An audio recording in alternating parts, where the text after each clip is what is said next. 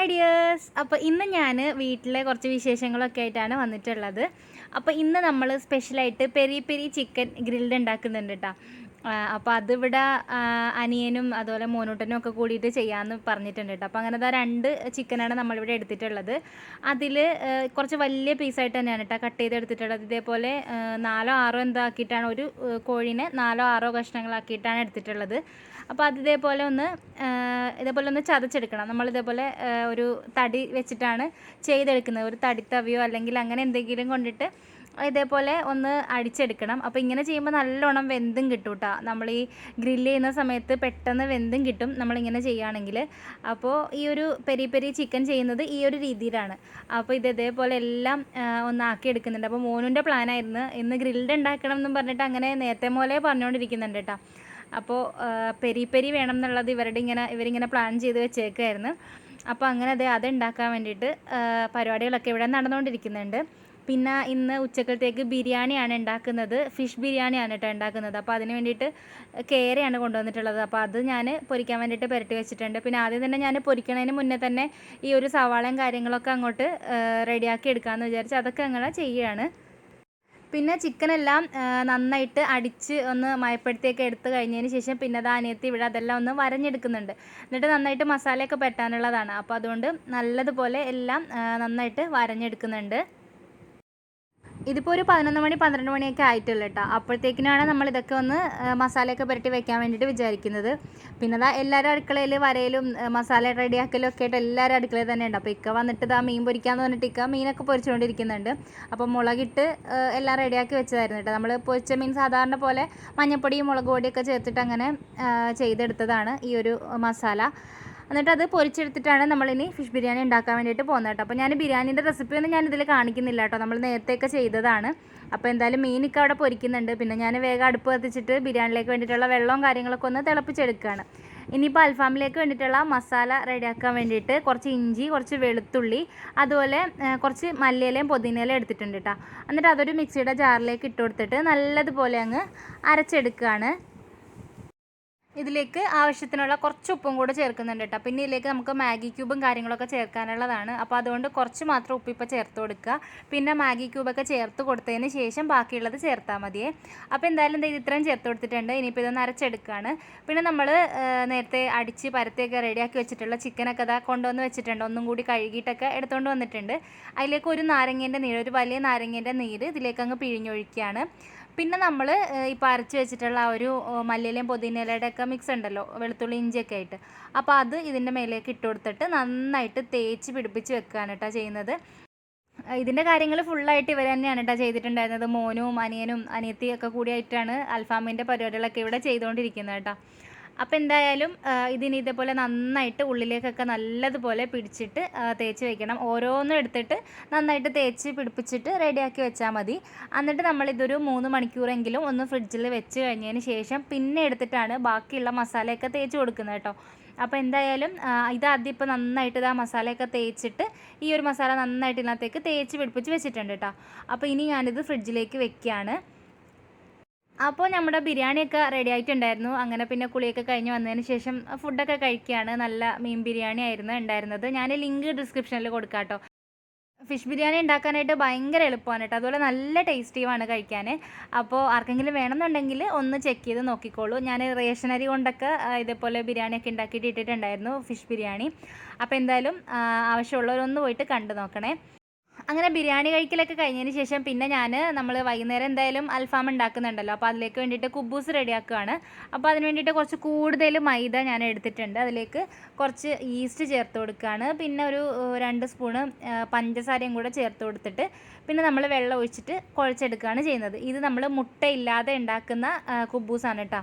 അപ്പോൾ ഇതിൻ്റെ കറക്റ്റ് മെഷർമെൻറ്റും കാര്യങ്ങളൊക്കെ ആയിട്ട് ഞാൻ ചെറിയൊരു ക്വാണ്ടിറ്റിയിൽ ചെയ്തത് ഇതിന് മുന്നേ ഞാൻ വീഡിയോ ഇട്ടിട്ടുള്ളതാണ് അതിൻ്റെ. അപ്പോൾ അതുകൊണ്ട് ഞാൻ ഇതിനകത്ത് ഡീറ്റെയിൽ ആയിട്ട് കാണിക്കാഞ്ഞതാണ്.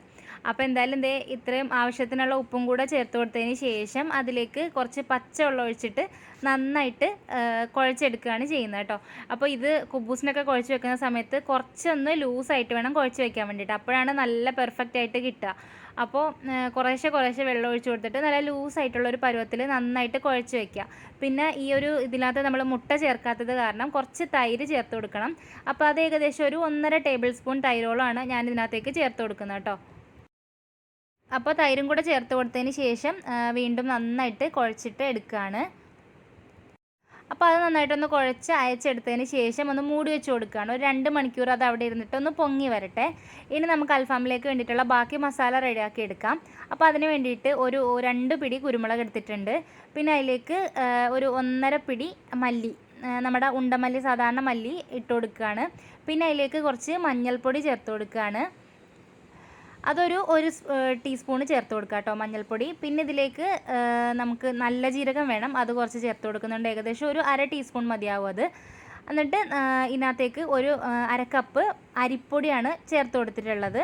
അതൊന്ന് നന്നായിട്ട് പൊടിച്ചെടുക്കാം. നന്നായിട്ട് ഇതേപോലെ നന്നായിട്ട് പൊടിച്ചെടുത്തതിന് ശേഷം അതിലേക്ക് മാഗി ക്യൂബാണ് ചേർത്ത് കൊടുക്കുന്നത്. ഞാനിവിടെ 2 ക്യൂബാണ് കേട്ടോ ഇട്ട് കൊടുക്കുന്നത്. അപ്പോൾ ഒരു 3-4 വരെയൊക്കെ ഇതിനകത്ത് ചേർക്കാമെന്ന് തോന്നുന്നുണ്ട്. അപ്പോൾ ഇതൊക്കെ അവരാണ് ചെയ്തത് കേട്ടോ, ഞാൻ കണ്ട് നിന്നിട്ടുള്ള കാര്യങ്ങളാണ് പറയുന്നത്. അപ്പോൾ എന്തായാലും അതും കൂടി ഇട്ടിട്ട് നന്നായിട്ടൊന്ന് പൊടിച്ചെടുത്തിട്ട് നമ്മൾ നേരത്തെ ഒരു 2-3 മണിക്കൂർ മുമ്പേ മാരിനേറ്റ് ചെയ്ത് വെച്ചിട്ടുള്ള ചിക്കനിലേക്ക് ഈ ഒരു പൊടി ചേർത്ത് കൊടുക്കാം. അതിനുശേഷം ഇത് നന്നായിട്ട് ഇതിലേക്ക് തേച്ച് പിടിപ്പിച്ച് കൊടുക്കണം. ഈ ഒരു പൊടിയും കാര്യങ്ങളൊക്കെ നല്ലതുപോലെ ഇതിൽ മിക്സ് ആവുന്ന രീതിയിൽ നന്നായിട്ട് നമുക്ക് തേച്ച് പിടിപ്പിച്ച് കൊടുക്കാം. ഈ ഒരു അൽഫാം കുറച്ചൊരു സ്പൈസിയാണ്, നല്ല ടേസ്റ്റിയുമാണ് കേട്ടോ, നല്ലതാണ്. പിന്നെ എനിക്ക് തോന്നിയൊരു അഭിപ്രായം, ഇത്രയും വലുതാക്കിയിട്ട് ചെയ്യുന്നതിനേക്കാൾ കുറച്ചും കൂടെ ഒന്ന് ചെറുതാക്കുകയാണെന്നുണ്ടെങ്കിലാണ് കൂടുതൽ നന്നായിട്ട് എനിക്ക് തോന്നി കേട്ടോ. പൊതുവെ ചെറിയ പീസാണ് നമ്മൾ പൊതുവെ എല്ലാത്തിനും ഉപയോഗിക്കാറുള്ളത്, അതുകൊണ്ടായിരിക്കും എനിക്കങ്ങനെ തോന്നിയത്. പക്ഷേ എന്തായാലും എനിക്ക് കുറച്ചും കൂടെ അടിപൊളിയായതിനെ, കുറച്ചും കൂടെ ചെറിയ പീസ് ആയിരുന്നെങ്കിലെന്ന് തോന്നി. അപ്പോൾ എന്തായാലും ഇത് നന്നായിട്ട് ഒന്ന് കുഴച്ചെല്ലാം എല്ലായിടത്തും ഒന്ന് പിടിപ്പിച്ച് കൊടുത്തതിന് ശേഷം പിന്നെ ഇതിലേക്ക് ഒരു 2-3 ടേബിൾ സ്പൂണ് സൺഫ്ലവർ ഓയിലും കൂടി ഒഴിച്ചു കൊടുക്കുന്നുണ്ട്. അതിലേക്ക് ഇനി ചില്ലി ഫ്ലേക്സ് ആണ് ചേർത്ത് കൊടുക്കുന്നത്. പെരി പെരി അൽഫാമിന് മസ്റ്റ് ആയിട്ടുള്ളൊരു സംഭവമാണല്ലോ ഈ ഒരു ചില്ലി ഫ്ലേക്സ് എന്ന് പറയുന്നത്. അപ്പോൾ അത് ചേർത്ത് കൊടുത്തിട്ടുണ്ട്. ഒരു 10-15 മുളക് ഇതേപോലെ പൊടിച്ചെടുത്തിട്ട് ഇതിലേക്ക് അങ്ങ് ചേർത്ത് കൊടുക്കുകയാണ്. എന്നിട്ട് ഇത് നന്നായിട്ടൊന്ന് മിക്സ് ചെയ്ത് കൊടുക്കാം. പിന്നെ ഒരു കളറിന് വേണ്ടിയിട്ട് കുറച്ച് മുളക് പൊടി, കാശ്മീരി ചില്ലി പൗഡറും പിന്നെ കുറച്ച് ഫുഡ് കളറും കൂടിയാണ് ഇട്ട് കൊടുക്കുന്നത് കേട്ടോ. അപ്പോൾ ഫുഡ് കളർ വേണമെന്നുണ്ടെങ്കിൽ ഒഴിവാക്കാം, നല്ലൊരു കളർ കിട്ടാൻ വേണ്ടിയിട്ട് മാത്രമാണ് കേട്ടോ അത് ചേർത്തത്. അപ്പോൾ ഇവിടെ അനിയൻ്റെ വകയാണ് കേട്ടോ ഈ ഒരു റെസിപ്പിയും കാര്യങ്ങളൊക്കെ അനിയനാണ് ചെയ്തത്. ഞാൻ പൊതുവേ അൽഫാം അങ്ങനെ ചെയ്തിട്ടുമില്ല. ഞാനങ്ങനെ എന്താ പറയുക, നമ്മുടെ വീട്ടിൽ ആ സംഭവം ഇല്ലാത്ത കാരണം, ഗ്രില്ല് ചെയ്യുന്ന പരിപാടി ഇല്ലാത്ത കാരണം ഞാനങ്ങനെ ചെയ്തിട്ടില്ല ഇത്. അപ്പോൾ പിന്നെ ഞാനിതാ എല്ലാം ഒന്ന് നന്നായിട്ട് കുഴച്ചിട്ട് റെഡിയാക്കി വെക്കുകയാണ്. അപ്പോൾ ഇതിനകത്തേക്ക് മൊത്തത്തിൽ നന്നായിട്ട് മസാലയൊക്കെ നല്ലതുപോലെ തേച്ച് പിടിപ്പിച്ചിട്ട് റെഡിയാക്കി വെച്ചിട്ടുണ്ട്. അപ്പോൾ ഇനി ഇത് കുറച്ച് നേരം കൂടി ഒന്ന് ഫ്രിഡ്ജിലിരിക്കട്ടെ, ഇനി രാത്രി ആകുമ്പോൾ മതിയല്ലോ ഇത്. അപ്പോൾ അതങ്ങനെ വെച്ച് കൊടുത്തിട്ടുണ്ട്. നമ്മുടെ കുബ്ബൂസിനുള്ള മാവൊക്കെ റെഡിയാക്കി വെച്ചിട്ട് പിന്നെ ഞങ്ങൾ വീണ്ടും ഞങ്ങളുടെ പതിവ് പരിപാടി ഒന്ന് നടക്കാൻ വേണ്ടിയിട്ട് പുറത്തേക്ക് ഇറങ്ങിയതാണ്. അപ്പോൾ ഇങ്ങനെ കടൽ തീരത്തും കൂടി നല്ല കാറ്റൊക്കെ കൊണ്ട് ഇങ്ങനെ നടക്കാനായിട്ട് നല്ല രസമാണ് കേട്ടോ. അപ്പോൾ ഇവിടെ അധികം ആളും കാര്യങ്ങളൊന്നും ഇല്ല. അപ്പോൾ ഞങ്ങളിങ്ങനെ പയ്യെ ഒന്ന് ഇറങ്ങിയതാണ്. പിന്നെ അനിയത്തിയാണെങ്കിൽ ഒരു ചെറിയ ചാനൽ തുടങ്ങിയിട്ടുണ്ടായിരുന്നു. അവൾക്ക് പാട്ടൊക്കെ പാടാൻ വേണ്ടിയിട്ട് ഭയങ്കര ഇഷ്ടമാണ്. പാട്ട് പഠിച്ചിട്ടൊന്നുമില്ല, പക്ഷെ പാടാൻ വേണ്ടിയിട്ട് വലിയ ഇഷ്ടമാണ്. അപ്പോൾ ആ ഒരു ഇത് കൊണ്ടിട്ട് അവളെ കൊണ്ടൊന്ന് പാടിപ്പിക്കാമെന്ന് വിചാരിച്ചിട്ട് ജസ്റ്റ് ഒരു 2 വീഡിയോസൊക്കെ എടുത്തിട്ടുണ്ടായിരുന്നു. അപ്പോൾ അവൾ ചാനൽ തുടങ്ങിയിട്ടുണ്ട്. ഞാൻ ലിങ്ക് താഴെ കൊടുത്തേക്കാം. അപ്പോൾ പാട്ടൊക്കെ കേൾക്കാൻ ഇഷ്ടമുള്ളവർ പോയിട്ട് ഒന്ന് കണ്ടു നോക്കുക. എന്നിട്ട് അവളുടെ പാട്ടൊക്കെ ഇഷ്ടമാവുകയാണെങ്കിൽ ഒന്ന് സബ്സ്ക്രൈബ് ചെയ്ത് സപ്പോർട്ട് ചെയ്യാം കേട്ടോ. എന്നിട്ട് നിങ്ങളുടെ അഭിപ്രായങ്ങളും കാര്യങ്ങളൊക്കെ ഒന്ന് കമൻസിലൂടെ പറയണേ. അപ്പോൾ എന്തായാലും അങ്ങനെ അതൊക്കെ കഴിഞ്ഞിട്ട് അങ്ങനെ നടന്നു വന്നപ്പോഴത്തേക്കിനാണ് ഇവിടെ ആ കൊച്ചാപ്പയെ കണ്ടത്. അപ്പോൾ ഇത് എൻ്റെ വാപ്പിയുടെ അനിയനാണ് കേട്ടോ. അപ്പോൾ ഞങ്ങളിങ്ങനെ നടന്നു പോരുന്ന വഴിക്ക് ഇവരെ കണ്ടതാണ്. അപ്പോൾ കൊച്ചാ പറഞ്ഞ് വീട്ടിലേക്ക് വാന്നൊക്കെ പറഞ്ഞ് അങ്ങനെ പറഞ്ഞിട്ടുണ്ടായിരുന്നു. അപ്പോൾ ഞങ്ങൾ പിന്നെ നടന്ന് മാമാൻ്റെ വീട്ടിലെത്തിയിട്ടുണ്ടായിരുന്നു. അപ്പോൾ മാമയുടെ വീട്ടിൽ നിന്ന് ഇത് അവിടെ ഏത്തക്ക വാട്ടിയതും പിന്നെ മുട്ട പൊരിച്ചതും ചായയും ഒക്കെ ആയിട്ട് അങ്ങനെ അവിടുത്തെ സൽക്കാരമൊക്കെ അങ്ങനെ കഴിച്ചു. അപ്പോൾ കുറച്ച് ഇങ്ങോട്ട് നടന്ന് വരണോട്ടോ, പെട്ടെന്ന് എത്തുമൊന്നുമില്ല, കുറച്ച് നടന്ന് കഴിയുമ്പോഴാണ്. അപ്പോൾ അതിൻ്റെ ഇടയ്ക്ക് ഇക്ക പോയിട്ട് വണ്ടിയൊക്കെ എടുത്തുകൊണ്ട് വന്നിട്ടുണ്ടായിരുന്നു. അപ്പോൾ അങ്ങനെ പിന്നെ കുറച്ച് പകുതി വരെ നമ്മൾ വണ്ടിയിലും വന്നു, പകുതി നടന്നും വന്നു, അങ്ങനെയായിരുന്നു കേട്ടോ. പിന്നെ അത് കഴിഞ്ഞിട്ട് കുറച്ച് ഇങ്ങോട്ട് മാറി തന്നെയാണ് കൊച്ചാപ്പാൻ്റെ വീട്, വാപ്പിയുടെ കുടുംബ വീട്, അതായത് ഞാനൊക്കെ ജനിച്ച വീടാണ് ഇത്. ഒരുപാട് നാളായിട്ടാണ് ഇങ്ങോട്ടൊക്കെ വന്നിട്ട്, കൊച്ചാൻ്റെ അടുത്താണെങ്കിലും മാമാൻ്റെ അടുത്താണെങ്കിലും ഒക്കെ വന്നിട്ട് കുറേ ആയിട്ടുണ്ടായിരുന്നു. അപ്പോൾ എന്തായാലും ഇങ്ങനെ ഇറങ്ങിയപ്പോഴത്തേക്കിനും അങ്ങനെ അങ്ങ് വന്നതേ ഉള്ളൂ. ഉമ്മയുടെയും വാപ്പയുടെയും വീട് അടുത്ത് തന്നെയാണ്. അപ്പം അവളിവിടെ ചെയ്തു വെച്ചേക്കുന്നതാണ് കേട്ടോ. ഈ ഒരു ബോട്ടിലിൻ്റെ ആർട്ടും കാര്യങ്ങളൊക്കെ അവളിങ്ങനെ ചെയ്തു വെച്ചേക്കുന്നതാണ്. നല്ല ഭംഗിയുണ്ടായിരുന്നു. കുഞ്ഞി കുട്ടിയാണ്. അപ്പോൾ അവളെന്തായാലും ഇതേപോലെ നന്നായിട്ടൊക്കെ ഇവിടെ ചെയ്തു വെച്ചിട്ടുണ്ട്. കുറേ ബോട്ടിലിൽ ഇങ്ങനെ ഓരോന്നൊക്കെ ചെയ്തു വെച്ചിട്ടുണ്ട്. വാപ്പിയുടെ വീട്ടിലേക്ക് വന്നു കഴിഞ്ഞാൽ ഭയങ്കര ഒരു ഫീലാണ് കേട്ടോ. ഭയങ്കര സന്തോഷമോ എന്തൊക്കെയോ ആണ്. കാരണം ജനിച്ച് വളർന്ന വീടിനോട് നമുക്കൊരു പ്രത്യേക അറ്റാച്ച്മെൻറ്റ് ഉണ്ടാവുമല്ലോ. അപ്പോൾ ഒരു ഭയങ്കര ഇഷ്ടമാണ് ഇവിടെ വരുന്നത്. അതെല്ലാവർക്കും അങ്ങനെ തന്നെ ആയിരിക്കുമല്ലോ അല്ലേ. ഇവിടെ വീട് ഫുള്ള് സാലിഹാടെ കലാവാസനയാണ് കേട്ടോ. ചുവരിലൊക്കെ ചിത്രമൊക്കെ വരച്ച് വെച്ചിട്ടുണ്ട്. പിന്നെ അത് അവൾ വളർത്തുന്നൊരു പൂച്ചക്കുട്ടിയാണ് കേട്ടോ ഈ കട്ടിലിൽ കിടന്നിട്ട് സുഖമായിട്ട് ഇങ്ങനെ ഉറങ്ങിക്കൊണ്ടിരിക്കുന്നത്. പിന്നെ നേരെ അടുക്കളയിലേക്ക് തന്നെ വന്നു. അപ്പോൾ ദാ നല്ല നാരങ്ങ അച്ചാർ ഇവിടെ ഇട്ട് വെച്ചിട്ടുണ്ട്. പിന്നെ കൊച്ചുമ്മ ഇട്ട് വെച്ചേക്കുന്നതാണ്. പിന്നെ മാങ്ങാച്ചാർ പറയാതിരിക്കാൻ പറ്റത്തില്ല കേട്ടോ. ഭയങ്കര ടേസ്റ്റ് ആയിരുന്നു. ഈത്തപ്പഴവും മാങ്ങയും കൂടി ഇട്ടിട്ട് തത്തച്ചുണ്ട മാങ്ങയും കൂടെ കൂട്ടിയിട്ട് ഇട്ട അച്ചാറായിരുന്നു. നല്ല ടേസ്റ്റ് ഉണ്ടായിരുന്നു. അപ്പോൾ അതൊക്കെ ഞങ്ങൾ കുറച്ച് പാഴ്സലായിട്ട് വീട്ടിലേക്ക് കൊണ്ടുവന്നേ. അപ്പോൾ കൊച്ചുമ്മ ഇങ്ങനെ ഓരോ സാധനങ്ങൾ ഇങ്ങനെ എടുത്ത് കാണിക്കാനുണ്ട്. അതായത് ചമ്മന്തിപ്പൊടി ഉണ്ട്, ഇത് കഴിച്ച് നോക്ക്, അത് കഴിച്ച് നോക്ക് എന്നൊക്കെ പറഞ്ഞിട്ട് ഓരോ സാധനങ്ങളൊക്കെ ഇങ്ങനെ എടുത്ത് തരുന്നതാണ്. പിന്നെ നെല്ലിപ്പുളി ഉപ്പിലിട്ട് വെച്ചിട്ടുണ്ടായിരുന്നു. അത് ഇവിടെ പണ്ട് മുതലുള്ളൊരു ശീലമാണ് കേട്ടോ. ഇങ്ങനത്തെ ഓരോരോ ഉപ്പിലിട്ടത്, വൈരംപുളി, നെല്ലിപ്പുളി, നെല്ലിക്ക, മാങ്ങ, പിന്നെ കൊഞ്ചുപുളി, അതൊക്കെ ഇങ്ങനെ ഉപ്പിലിട്ടത് ഇവിടെ എപ്പോഴും സ്റ്റോക്ക് ഉണ്ടാവും. പിന്നെ ദാ അതിൻ്റെ ഇടയ്ക്ക് അപ്പവും എടുത്തിട്ട് പിന്നെ കുറച്ച് മീൻകറിയൊക്കെ എടുത്തിട്ട് കൊച്ചുമ്മ തന്നതാണ്. കഴിക്കുക, അതെങ്കിലും കഴിക്കുന്നൊക്കെ പറഞ്ഞിട്ട്. നമ്മൾ അപ്പുറത്തുനിന്ന് മാമാടെ വീട്ടിൽ നിന്ന് ചായയൊക്കെ കുടിച്ചതായിരുന്നു. അപ്പോൾ അതുകൊണ്ട് ഇവിടെ വന്നപ്പോഴത്തേക്കിനും ചായ ഒന്നും എടുക്കണ്ടെന്ന് പറഞ്ഞു. അപ്പോൾ അതെ ഞങ്ങൾക്ക് മാത്രം ഇതേപോലെ മീൻകറിയും അപ്പമൊക്കെ എടുത്ത് തന്നതാണ് കേട്ടോ. പിന്നെ അങ്ങനെ തപ്പി നടന്നപ്പോഴത്തേക്കിനും വീണ്ടും പിണ്ടി ഉപ്പിലിട്ടതുണ്ടായിരുന്നു. അപ്പോൾ അതും അങ്ങനെ കഴിച്ച്. പിന്നെ പച്ചമുളക് ഉപ്പിലിട്ടത്, അങ്ങനെ എല്ലാത്തരം ഉപ്പിലിട്ടത് ഇവിടെ ഉണ്ടാവും കേട്ടോ. പിന്നെ അതേ മാങ്ങ അരിഞ്ഞിട്ട് ഉപ്പിലിട്ടത് അതുമൊക്കെ ഇരിക്കുന്നുണ്ട്. അപ്പോൾ എല്ലാം ഇങ്ങനെ കുറച്ച് കുറച്ചായിട്ടൊക്കെ കഴിച്ചൊക്കെ നോക്കിയിട്ട് പിന്നെ പെട്ടെന്ന് തന്നെ നമ്മൾ തിരിച്ചു വന്നു. അപ്പോൾ രണ്ടിടത്തും അധികം നേരമൊന്നും നിന്നില്ല കേട്ടോ. ഒരു 5 മിനിറ്റ് വേഗം നിന്നിട്ട് വേഗം തിരിച്ചു വന്നു. കാരണം നമ്മൾ പിള്ളേരൊന്നും കൊണ്ടുപോകാണ്ടാണ് പോയത്. മോനും നമ്മുടെ കുഞ്ഞുവാവയും ഹാദും എല്ലാം ഇവിടെ നിൽക്കുന്നുണ്ടായിരുന്നു കേട്ടോ. പിള്ളേരൊന്നും കൊണ്ടുപോയിട്ടുണ്ടായിരുന്നില്ല.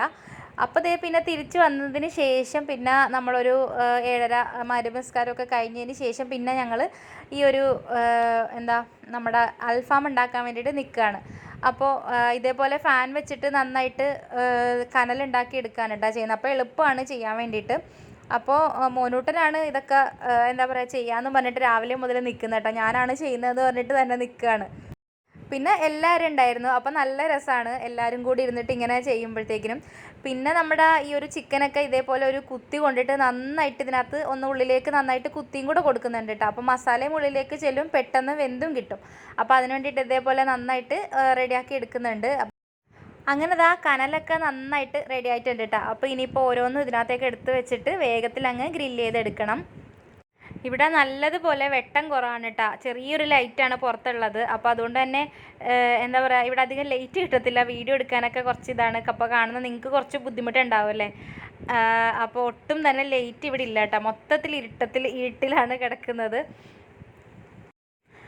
അപ്പോൾ എന്തായാലും എല്ലാ പീസും ഒരു 4 പീസ് വീതമാണ് വെച്ചത്. അപ്പോൾ അതെല്ലാം ഇങ്ങനെ വെച്ച് കൊടുത്തിട്ട് വേഗത്തിൽ അങ്ങ് ഗ്രില്ല് ചെയ്തെടുക്കുകയാണ്.